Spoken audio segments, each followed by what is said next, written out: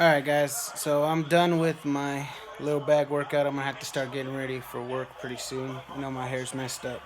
For some weird reason, um, this bag I have here, I was hitting the bag. I'll probably post it on YouTube or something because it was a long ways, but I don't know why this thing was like, had some crazy static electricity.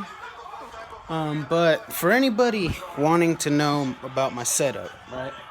So I got this aqua bag, of course. It's the aqua bag, and yeah, it's got a little dent in it.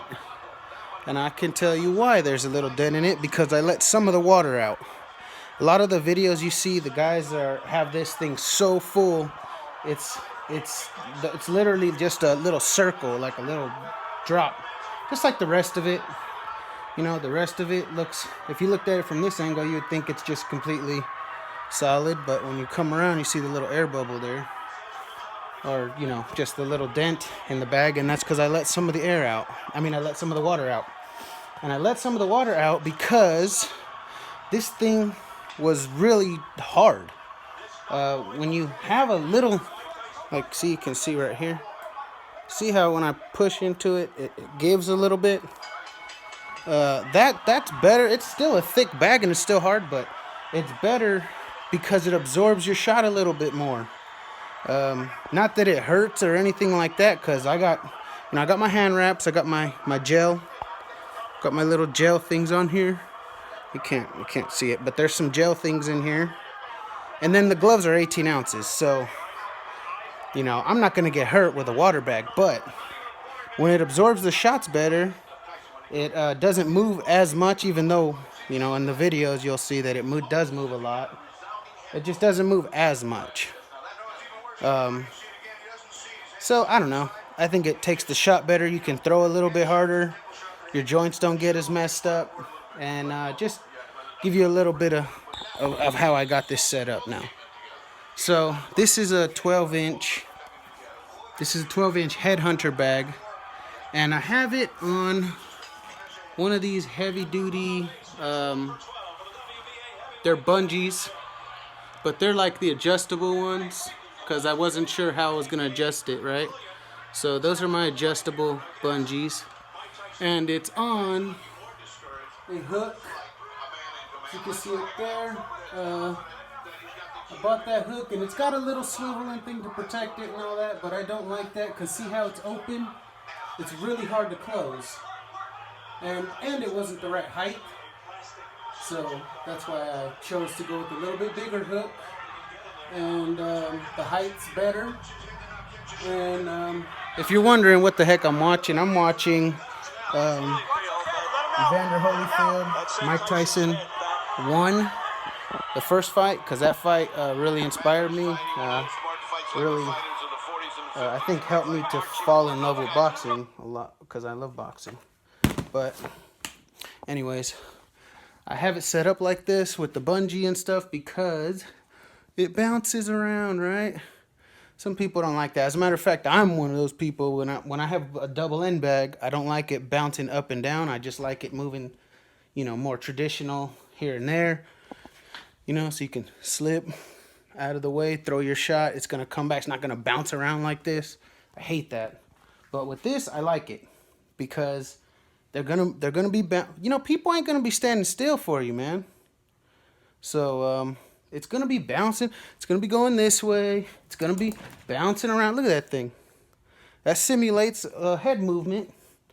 And the little bit bigger bag is good too, the 12-inch. But I do have the 9-inch, so it's 15 pounds. This one's 35 pounds, twice as heavy weight. So you can nail it. Nail that thing, man. A lot of the shots I'm throwing, they don't look that bad on this bag, but catch somebody when they're not expecting it, when they're slipping, ducking, thinking they're out of the way, bam! It's lights out, man. It's lights out. I seen it. I seen them. But anyways, yeah. So that's how I have this set up, and I just have it actually with the bungees. I have it one bungee. It's one bungee. It goes around up there. It just goes around the hook, right? So I tried it all kinds of different ways. Now, this is, to me, the safest way, because What I end up doing is getting some pliers and I close these. See how these are? Normally they're open. Actually, I don't think I have any open ones right here. But I have all these other bungees that I tried. I tried these ones, these little things, but these are just dangerous, man. You can't really bend these. If the thing comes flying off, you might get hit in the eye with this thing. You know, not good. I have this bungee. This is a pretty powerful bungee too. This one's not adjustable though. It wasn't the right height. So, anyways. Yeah, I did have it on a solid. Like a lot of people, you will see this on a chain, right? And I have them on a chain outside. But I also have like a really strong spring. Because if you don't, like I did, I wish I would have done a video on it first. But if you don't, the entire house will shake. You hit this thing, it's only 35 pounds, but you hit this thing and you hear the beam, the whole garage really, and the whole, man, see, it felt like the whole house was shaking every time I hit this thing, especially with an uppercut. So I decided we got to do something, you know, maybe I have 2 springs that I already have on my other bags, and I thought maybe do that. But then I did the bungee, tried it, just trying all kinds of little solutions, and I like it. I like it a lot. I like it a lot. So that's my setup. I like it. Let a little bit of that water out, excuse me. Give your hands a nice little cushion, even though you got cushion with the gloves and you got cushion with the hand wraps and all that stuff, the gel padding from winning. Yeah, dude. And close those up if you do it. Close them up. You don't want them coming out. You do not want this thing flying out, because if one of these flies out, you get popped in the eye with that shit, you might lose an eye. You might lose an eye. So you gotta be careful. Always be safe about it. But that's my setup. So I'm gonna put some video on YouTube of me hitting the bag and kind of listening to.